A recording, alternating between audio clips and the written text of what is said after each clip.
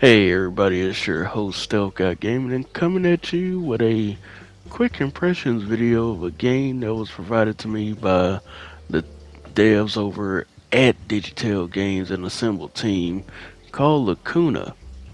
Pretty much just a sci-fi neo-noir story that has a lot of mystery, intrigue, and solving of cases. Some big, well, mainly big, and a lot of small, and the best thing about it is, I would almost say this is a roguelike of adventure point and click style games because there is no going back after you make a choice. There is no changing things, and there's really no manual saves. The game automatically saves for you at certain points, but you cannot manually save yourself.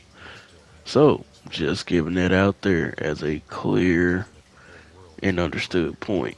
You will not be saving this game by yourself. Anything you do, any missed opportunities, you cannot go back to them. So, needless to say, when you start playing this game, be prepared to make decisions and stick with those decisions until the end. Now, one thing I gotta say, starting off right off the bat, I love how they built the world up. I love how they started you off at one point and then transported you to where the story actually starts going. And pretty much the beginning of the game starts you off in a kind of tutorial. Give you the gist of the basics, how everything goes from the movement to the sprint to how you can look at your cell phone and pull up the news, your sheets, your clues, your logs. And that's all going to be important in this game. Everything revolves around details that you pick up from the conversations that you have. And yeah, you can go around to billboards and actually download the current news and read up on events in the world, or take a smoke break at your apartment and look out at the scenery of the world. But it's all going to come down to your deductive reasoning. Now, one thing I gotta point out real quick, there's not a lot of voice acting outside of the few narrated parts from the character Neil Conrad.